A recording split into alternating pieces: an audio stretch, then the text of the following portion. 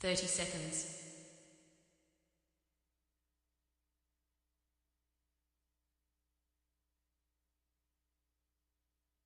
20 seconds.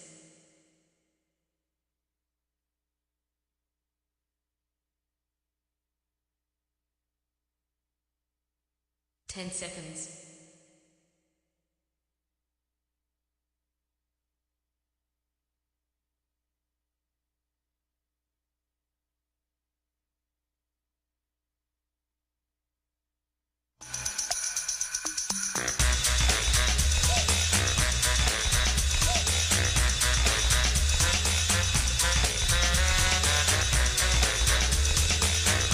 Hi, My name's J.C. McCauley. I'm Naisha McCauley, and you're watching AccessTV.org.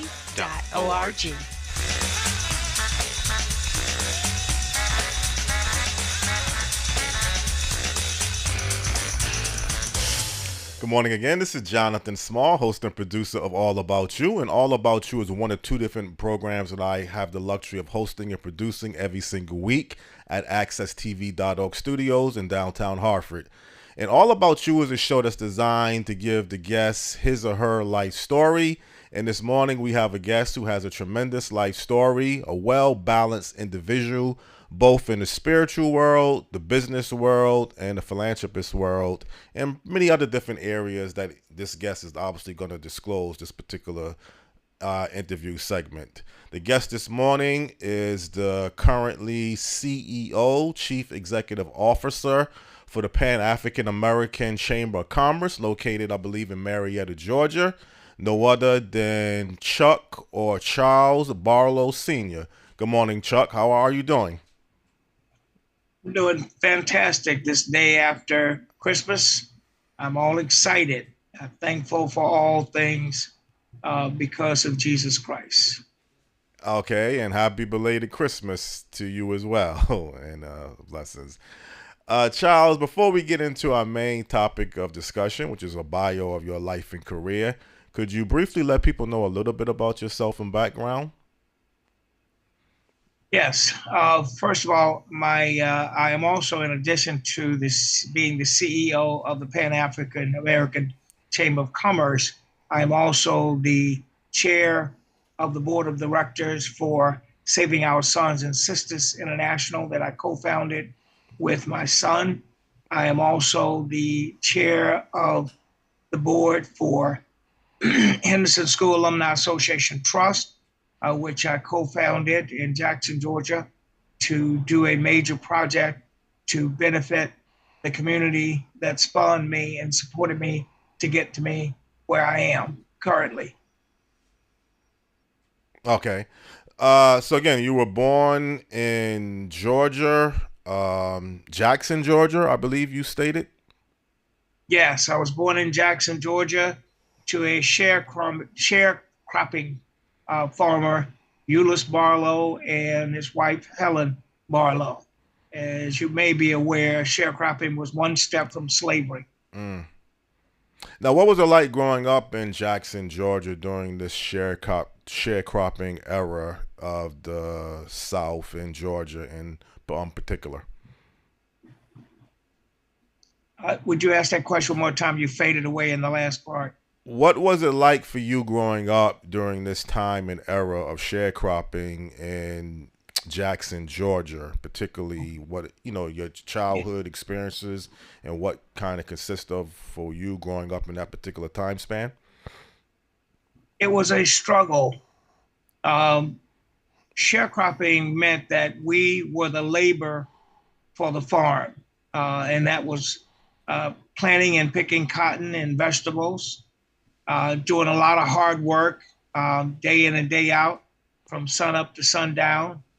And we lived in a house on the plantation owner's land, and we provided the labor, and he provided the equipment and the land, and we provided half of the seeds and fertilizer. And at the end of the year, my father was supposed to get half of whatever the profit was. Sometimes that was zero. Sometimes that was a little bit, but it was just enough to get by. But thank God, we are strong because we struggle. Now, for you growing up in this time span, I mean, obviously, it sounds like to me you were poor. Did you realize you were poor and struggling, or did you view it as a struggle growing up the way you had to grow up? Well, we realized that we were poor uh, we because we had to pick cotton.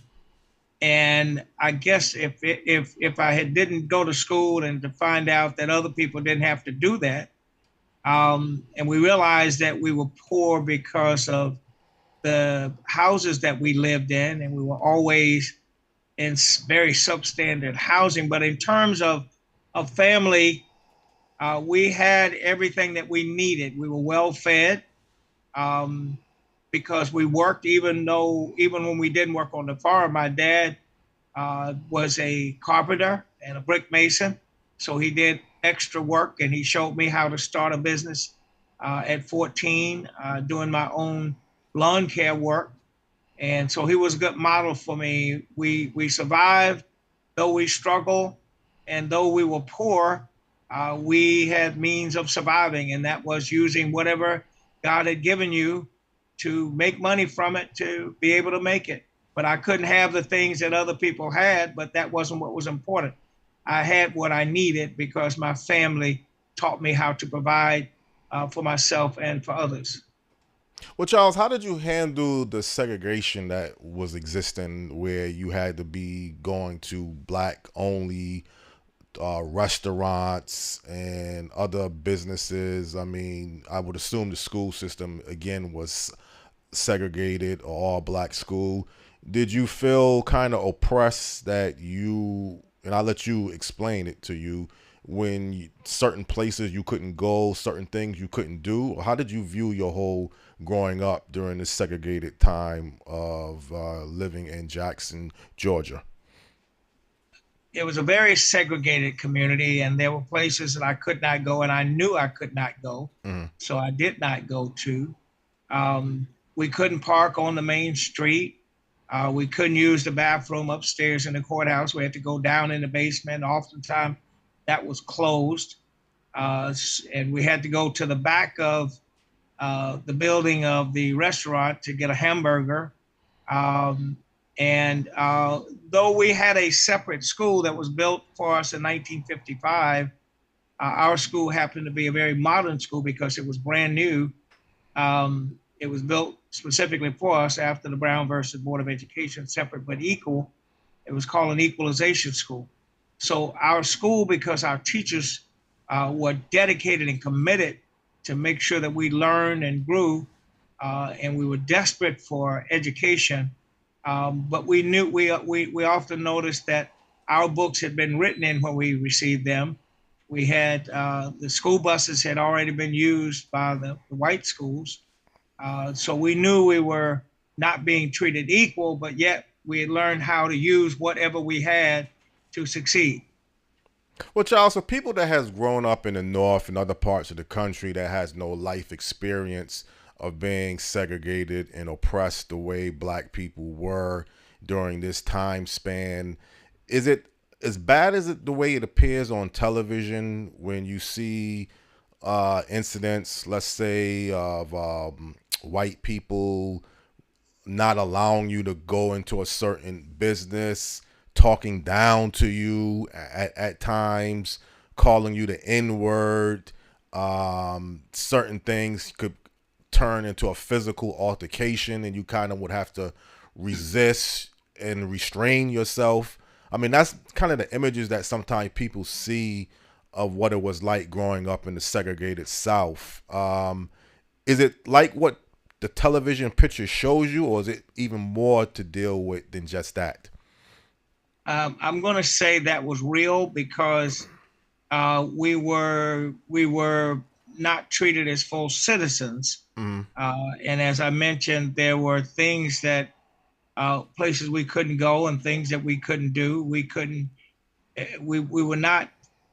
We were cautioned not to try to look a white man in the eye when you talk to him. Mm-hmm. So we always had to be in a subservient role. Um, And job wise, if there was anything that came up, there were some jobs that we couldn't get, period.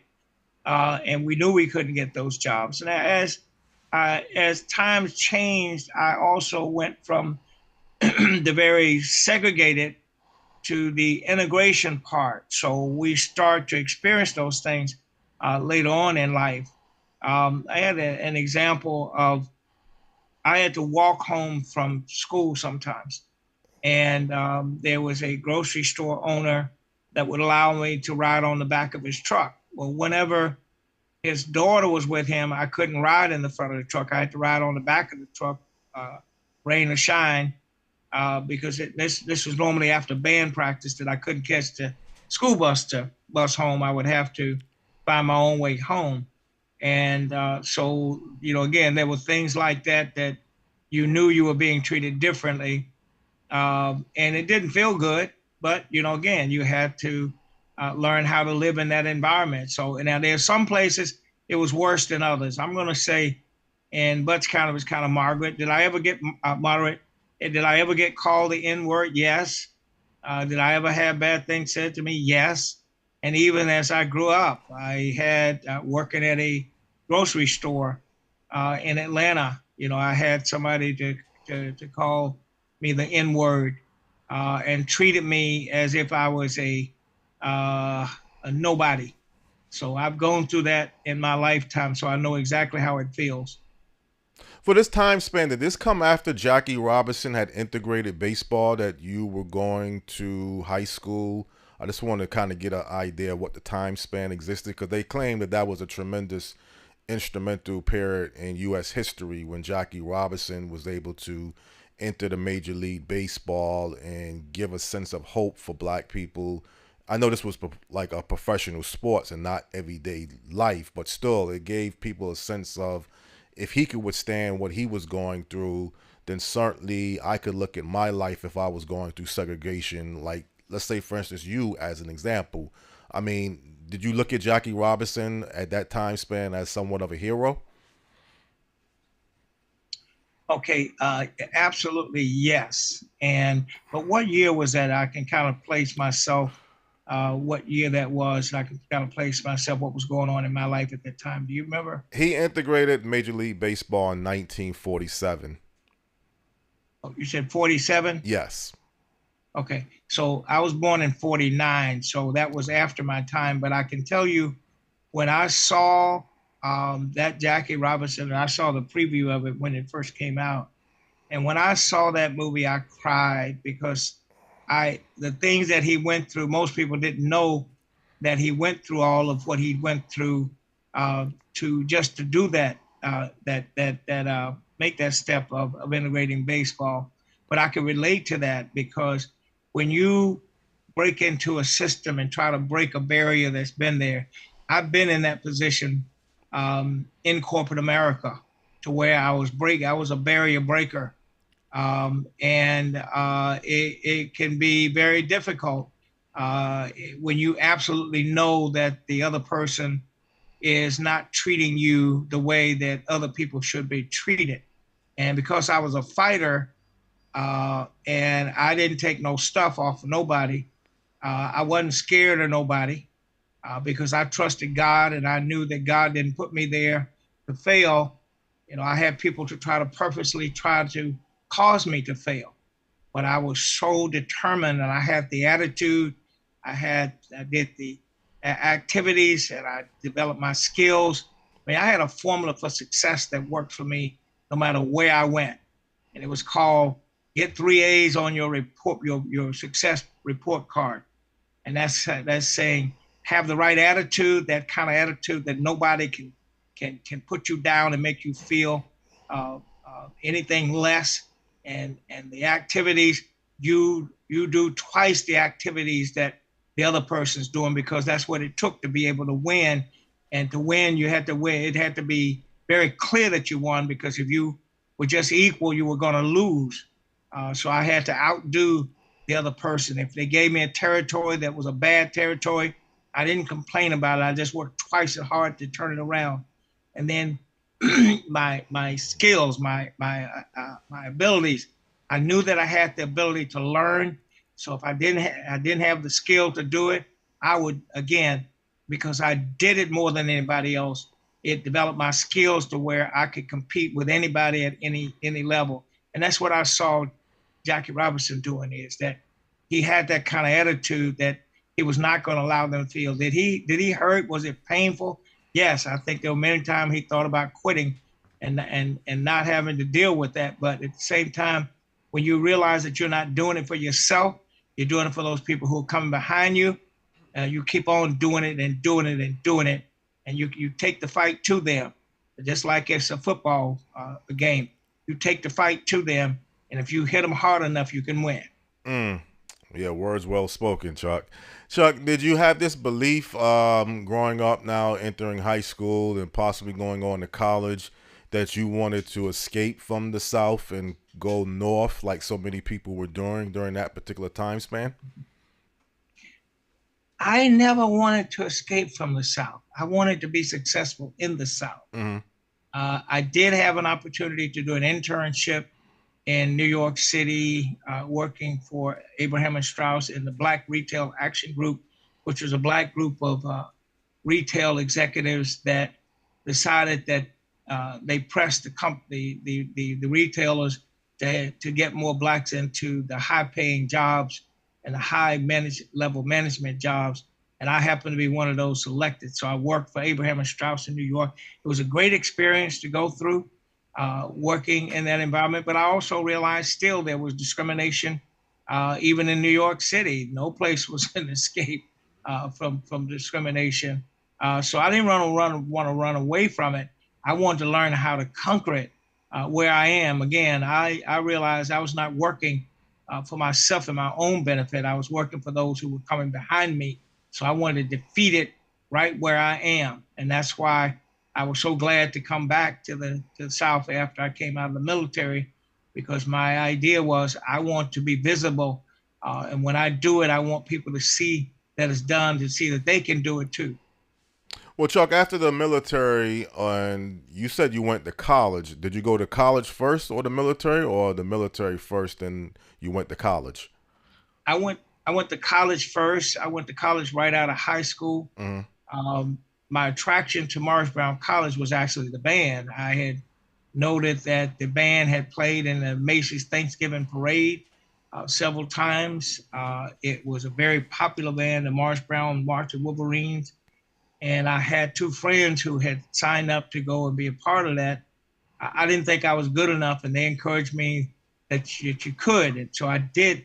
I went, and I was thankful for the band director. I was well received, and he helped me a lot to build my confidence, especially when I'm not a musician, believe me, I'm far from it. But at the same time, I am a dedicated, committed person to whatever I do the best that I possibly can, even though it may not be good as anybody else. But I went to Morris Brown before college. I also I had a very low draft number, so it was to my advantage because Vietnam was hot at the time. This was 1967, and that might have been part of my incentive for going too. But I really wanted to go to college. I didn't have any experience with anybody in college. All I knew about college was what I saw on the Nelson family on TV. But I wanted to go to college. I wanted to see what it was like, and I wanted to achieve, and I wanted to be somebody and be an example for those who came behind me. So that's how I ended up at Morris Brown, and I finished in 4 years to my amazement, because I graduated from high school reading at a 10th grade level. So thank God Morris Brown put me through a special program, taught me how to read at a college level, nurtured me, mentored me, and got me through in 4 years. And I went on to come back and become the president of the National Alumni Association, served on the trustee board, and also served as a loan executive to 4 Morris Brown presidents. Mm-hmm. And you also said off the air that you kind of put your life in perspective at a real early age, that you put God first, your family second, and business third. But I'll let you explain exactly when did you come to that decision towards having your priorities in balance, or basically balance towards the way that you modeled your life towards. Well, at an early age, I'm going to say around 14, I was searching to find out was success by accident or could you actually plan to be successful? And so I started to study the Bible. I studied Solomon, and it said that God gave Solomon wisdom. And so I prayed for wisdom. I was always searching to find that formula for success. Is it something specific you need to do that? And when I got into corporate America, it was more important then because I was in a sales environment with Xerox Corporation. And in sales, you're measured on a monthly basis, your performance. So everybody knows, and it's also published to everybody. Everybody knows how you're performing. So I needed to be sure that I could plan my success. And my first success was to become a successful salesperson with a Xerox Corporation. And then I became a successful product manager. I was 1,000% a plan one month, and everybody was giving me raving reviews. And I wanted to document this stuff to find out, how does it, what is it I'm doing that I can make it consistent and also share with somebody else. And from there, I became a sales manager. And going through the ranks as a sales manager. And again, within corporate America, there was discrimination. They gave me the worst territory that you could have. It was a territory where nobody had ever succeeded in as a sales manager. And I put my formula at work, the 3 A's. I had the attitude, and in spite of what I'd been given, I used what I had. I did the activities. I did more than anybody else. I documented it. I developed my skills in terms of how to motivate and lead people. And I went from my first year, I was last in the country. And that was a bad feeling to look at the performance chart and see your name at the bottom of the list. And normally they make a cut at the bottom third. So I knew I was on that list. So when I went in, I told my boss, I said, here's what I learned from this year. And it will not repeat next year because here are the things that I'm going to do. So he gave me another chance. The next year, I finished number one in the region. Went to President's Club. I went to the Super Bowl. I made a lot of money. And I wrote a book called The Day of Glory and Deliverance, because I knew God had to deliver me from that territory they gave me in South Georgia, Macon, that everybody expected me to fail. They thought they had buried me. But because God was with me, and going back to what you said earlier, the other thing I learned at Xerox, I heard a guy speaking, and he said, I put God first, family and people second, and my vocation third. And I said, that sounds like a good formula. I think I'm going to adopt that. And so I'm going to say 1978, I adopted that formula, and I've lived with that ever since, putting God first, family and people second, and my vocation third. And that has worked for me. And sometimes it may seem like it's not working. I even had a high-level manager to tell me, Xerox, you can't put God before Xerox, man. You can't do that. And I thought I'd made a mistake. And I said, no, that's what God told me, and that's what I'm going to do. And that's what's worked for me. That's what worked for me all my life. I can always give God credit because I know his hand has been on me. I could not have achieved all the success that I have achieved without him having his hand on me, guiding me through all that. And again, you mentioned you've been sticking through that principle since 1978. So do the math. That's a pretty, 40, getting over 40 years, about 40, 45 plus years, I believe, that you've stuck to that model, at least, from what I'm hearing. Yeah, I live it. And as I mentioned, it's interesting. After you talked to me yesterday, and been thinking about, yesterday, I've been thinking about this interview since then, and things have been coming in my mind to talk about. Mm-hmm. And then I was reminded that, oh, dude, listen, you when you're talking about your life, you wrote a book in 1985 called The Day of Glory and Deliverance. And I pulled that book out today. It hasn't been published. I've been in the process of publishing it. I pulled the book out today, and everything that I told you is actually in the book. Mm-hmm. Because I wanted to document that for people who come behind me so that they can see there is a formula for success. that can pretty much guarantee that you're going to be successful at what you do. Well, Charles, obviously you did a tremendous life experience growing up, dealing with the racism, the segregation, uh, being poor, living at that time span, and then you entered college, to the military, you entered the business world, and you pretty much made yourself a very successful individual to go along with keeping your priorities and your perspectives all in order, putting God first, family, friends, like second, the business, occupations, third. And now this latest chapter, pretty much how I was introduced to you, is you taking this Pan-Africanism movement. Before we get into your role as the executive or the chief executive officer for the Pan-African American Chamber of Commerce, when did this Pan-Africanism belief and model or introduction became aware to you? I mean, at what particular stage of your life did you started to develop this whole Pan-Africanism thinking? Well, let me say the seed was planted somewhere in my life, and I don't remember exactly where, but I can tell you where it became reality. I finished Leadership Atlanta in 1991, and uh, of my classmates was from South Africa, named Felicia Mabusa Tuttle. She became the Oprah Winfrey of South Africa after Mr. Mandela came out of prison and was elected president.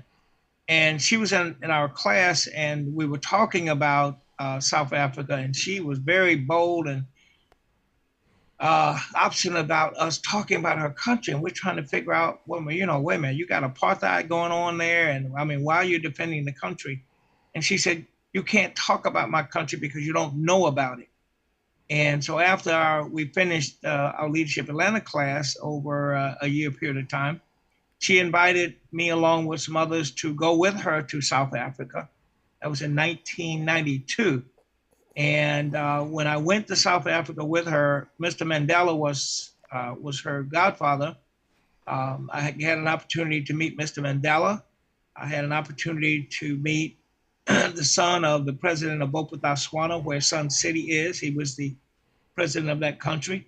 Had an opportunity to meet a lot of people, but I was kind of shocked because when I got to Africa and driving and flying it, driving into the cities, I realized that my view of Africa was totally different from what it really is like, and is modern.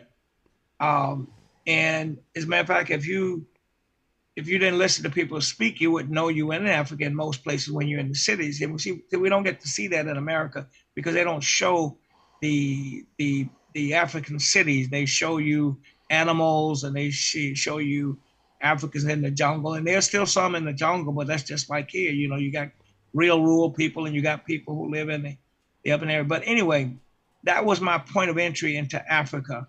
And it really, I met a lot of Africans. I met an African that looked like me. I mean, same complexion, same facial. I said, we're all over the place. But that kind of got my interest really deep into Pan-Africanism. And from there, I went back again in 1993 because of my success in 92 of building some relationships. I went back in 93. And I also went to Kenya and Uganda, Africa. And everywhere I went, somebody said, Mr. Barlow, God didn't send you to send African Americans to America to be slaves. He sent you there to prepare you to come back and help us. And we want to do business with you. We want you all to help us. And so that kind of took me to another level of Pan-Africanism. And then in 2005, I went to Africa with Mayor Campbell. And on that journey, all of the colleges in the metro area had given him 2 scholarships each to recruit South African students. And there was a South African student that found out about it. He called the hotel to talk to the mayor. The mayor's wife sent him to me. I talked to him and he told me that, Mr. Barlow, I want to come to America. I want to get a degree in engineering, and I want to get some experience and come back and start a business to create jobs for my people. And so, to make the long story short, I helped him to get to America. He went to Morris Brown. Then he went to Georgia Tech, got a dual degree in engineering, and worked for Beer Skanska for, I believe, 2 years. He got the experience. He called me and said, Mr. Barlow, I'm ready to go back to Africa and start my business and create jobs for my people. And so we raised him some money for him and helped him out, sent him back to South Africa. In 2 years, he had built a power plant and a school, and he had over 42 employees, and he'd done over $2 million. His name was Abram Rakal. He has a son that I'm helping now in South Africa. So, and he has children. So I have grandchildren in South Africa. So it gets deeper and deeper and deeper. The deeper I go, the more I want to help, because I realize we're just a reflection of them. And we were sent here and prepared all the things that I've been through. It wasn't just for me, it was to prepare me to help somebody else. And that includes, in particular, my brothers and sisters in Africa. Well, Charles, was the Pan-African American Chamber of Commerce established after you was introduced into the Pan-Africanism movement, or was this organization established, I guess, before that period of time? I mean, did you have anything to do with putting this Chamber of Commerce together? Actually, in kind of a sidebar, what happened is I became a part of Ambassador Andy Young, I believe in 1999. He formed the National Summit on Africa, and he had a group to go through, I think it was 4 regions in the United States, and they had a white paper with to identify issues in Africa that needed to be resolved and how America could help resolve them. And so what we found out is a major part of his strategy was to get Congress to pass some laws to help Africa more, because we were not helping Africa at that time. And so I became a delegate and went to Washington, and we took that paper and was presented to Congress, and they passed the AGOA Act. And after that conference, what they asked us to do is go back to your communities and you start a movement for Pan-Africanism. And we started the Georgia Summit on Africa, which Shinholster was our president of our organization. And after he was killed in a car accident, I became president of the organization. And the whole objective was to go out and recruit more people and do more, get more people involved and interested in Africa. And we had a combination of African and African Americans. And one of our members after that went and created the Pan-African American Chamber of Commerce. So another group took over the organization, and I was kind of dormant doing my own thing in Pan-Africanism. And I was asked to come and talk to Dr. Tokes, who was the founder of the Pan-African American Chamber of Commerce, because he wanted somebody to be the CEO of the organization. And so when I went in to interview with him, he offered me the job as we were sitting there. And he knew me he was a part of the Georgia Africa Summit, so he already knew me and the work that I had done. So that conversation was not about whether I was capable of doing it. It was a matter of will you accept the job, and that's how I got here. Okay, so again, now you're the CEO of the Pan-African American Chamber of Commerce. Do you look at this a little bit differently than the business world and the positions that you held in business? Sounds like to me you're kind of at the retirement stage, at least of the business world. Or do you look at this as another extension of what you currently have already been doing with your life? I mean, how do you view where you're at now as the CEO of the Pan African American Chamber of Commerce? All of the above. Uh-huh. This is a business. This is a social movement, and it's an assignment from God to do this. I didn't tell you the story about going to Africa and recruiting the young man. I will recall. Um, when I went on that trip with the mayor, it was mostly business executives, high level business executives with AT&T, and a lot of the major corporations, and then there were some Black millionaires that had gone with them, and I felt very inadequate because I was not a millionaire. I was not a corporate executive anymore because I didn't work for Xerox or anybody at the time. And I said to God, I don't know if I should be on this trip. You know, these folks were spending money like crazy. Heck, I was trying to make every reception I could get to make sure I had enough money to last for the 10 days. And he said, use what you have. You got gifts. You have talent. You have connections. Use what you have. And I was the only one that recruited a student to fulfill that requirement that the mayor had been given. And that's how Auburn Recall came. And that's an amazing thing because, see, that was a seed that was planted that will continue to grow. It wasn't just starting a business, it was starting a movement. So I'm trying to use that to motivate other people to adopt African students. And the Pan African Chamber of Commerce is a bridge to Africa. And African Americans in particular. Now we involve and engage and invite all Americans to participate, Black and white and any other group. But in particular, we're focused on getting African American businesses to partner with African businesses and African businesses to partner with African American businesses. So we're the bridge to that. If they want to start a business here, we will help them get through the web to do that. If we have an African American that's looking for somebody in Africa to do business, we'll do that as well. That's where those Pan African Trade and Investment Conferences come in. We just did the first HBCU Pan African Trade and Investment Conference because we realized that we got to start teaching, particularly our young Black folks, that they need to be interested in Africa and how to get interested and how to get involved in doing business in Africa. I hope that answered your question. It did actually, and I'm glad I was able to ask you that particular question. And obviously, at this stage now, are there any big goals or chapters that you have connected to the Pan African American Chamber of Commerce that you are working on, that you would like to work on, that you would like to vision? Just kind of give us an idea exactly what's the next step that you're working towards.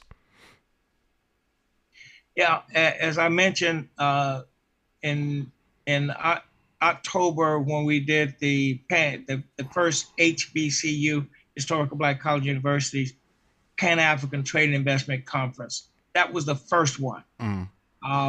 It wasn't as successful as we wanted to be because our timing in terms of when we did it on the college campus, and we did it at Clark Atlanta University, it was in the fall, and you had so many conflicting things that are going on. You got homecomings going on for the schools. So our intent is to do another one of those and to continue doing those annually and to do those not just in Atlanta, but to spread those around the country because the time is absolutely right now. I think you all have been watching the news in terms of what's going on in Africa.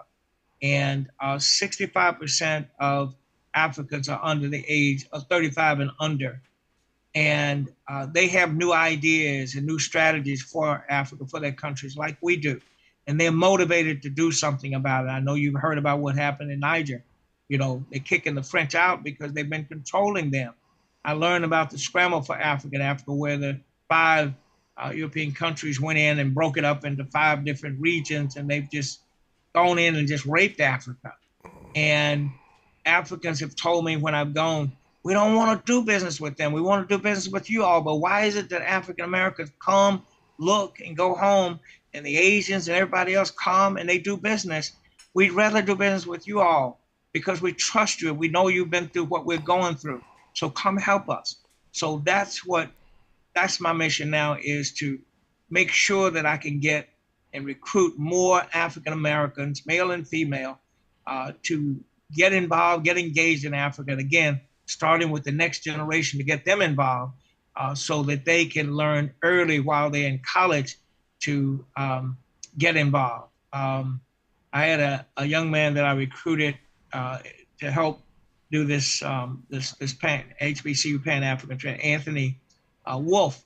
Well, he's actually been a young man. He just graduated from Morehouse last year, but he's actually been doing business in Africa since he started college. His mother has been involved in Africa, so he's been involved. So he's a great model, and that's what we're trying to do, is to get them to understand Africa now while they're getting their education and how to do it as well. So that's my passion at this point. Right, and that's going to continue to drive you. I mean, you definitely answered my question. And we're kind of wrapping up on time. I mean, I know we could definitely talk and continue to talk about many other different chapters, but I felt we've covered a lot of different good areas I felt confident about towards your life and how you're tying your life into what you're working towards, particularly now with the Pan-African American Chamber of Commerce. And is there anything about your life, before we kind of wrap down on this particular segment, that you wanted the people to know about, or just to make sure that people have no misunderstanding about Charles Barlow Sr.? Feel free to do so.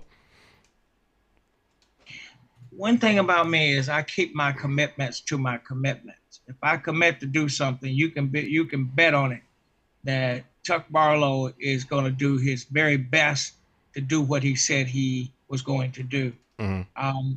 One book that I'm always reading, getting ideas and that I can share with other people. And one of Covey's books, the last one I'm reading, is The Speed of Trust. And I look back over my life, and my daddy, Euless Barlow, used to always say, "Boy, you may not have no money, you may not have no land, but you got your rep. Protect your rep, because your rep will take you a long way." All he was saying is, your reputation, you got to protect it. And what trust is all about is being ethical, and it's about getting results. I mean, you could be an ethical, moral person, a good person, and people say, well, Chuck Barlow is a good person, but he didn't get anything done. And you could be a person to get things done. You know, you say, Barlow, man, he's a producer, but you better go back and check everything he does. They won't trust you. So you can describe Chuck Barlow as a person who is ethical. I'm going to try to treat everybody right and fair. And you can be assured that I'm going to get results, because I know that formula that I gave you works. Attitude, activities, and abilities/skills. If you keep the right attitude, no matter what's going on around you, you know, I didn't allow people to poison my attitude. If I want to be positive, I have a choice of being positive. I'm not going to allow you to make me negative. I don't care what's going on around me. The activities, if I can't beat you straight up, I'm going to do twice as much to beat you. I'll get up at 5 o'clock, 4 o'clock in the morning to beat you. If I don't have the skills that you have, I will do whatever it takes to do that. And ability skills, if I don't have the skill today, I'm going to take whatever abilities I can. I'm going to make it a skill by practicing. And if you use that formula and the other principles, you got to live by principle. My principle is God first, family and people second. God first, family and people second, and my vocation third. That has worked for me for all these years, and I never intend to drop that, because it works. And I got proof that it's worked over and over again. That's what that book that I told you I wrote about, the Day of Glory and Deliverance, is about, is that you'll see where I went from last to first in 2 years, because I trusted God and I believed that he was going to get me through in spite of. It's not a good feeling when you fail, but failure, I don't look at failure as an end point. I look at failure as a development point, because The more I fail, the stronger I become, because all I have to do is get up one more time than I've been knocked down. And that's me. That's who Chuck Barlow really is. Chuck Barlow, those are going to have to be your last words. And that was an excellent presentation, a particularly excellent way to end this particular segment. And I feel very honored again to be able to interview you, this time giving you a biographical format of your life. And it was definitely received. And I wished you the very best of luck in whatever particular path that you're working towards in the very near future. And again, I really enjoyed this particular segment of having you as a guest. And the last particular guest, I believe, for 2023, one way or the other, on All About You. And as I say to people out there, I look forward to interviewing people every single week, whether it's all about you or it's face to face. Next week will be a new year if it's God's willing. And definitely, I'm always trying to keep it balanced. So there's a very strong chance it'll be a face to face. But again, if I have a tremendous guest and a tremendous bio that I would like to talk about, I will definitely not hesitate to come back again with All About You. But until I see you again, Chuck, and to the rest of the people out there, have a very blessed, peaceful day. Thank you. Thank you. And Happy New Year to you. Merry Christmas. All right. Likewise. You're welcome. Okay.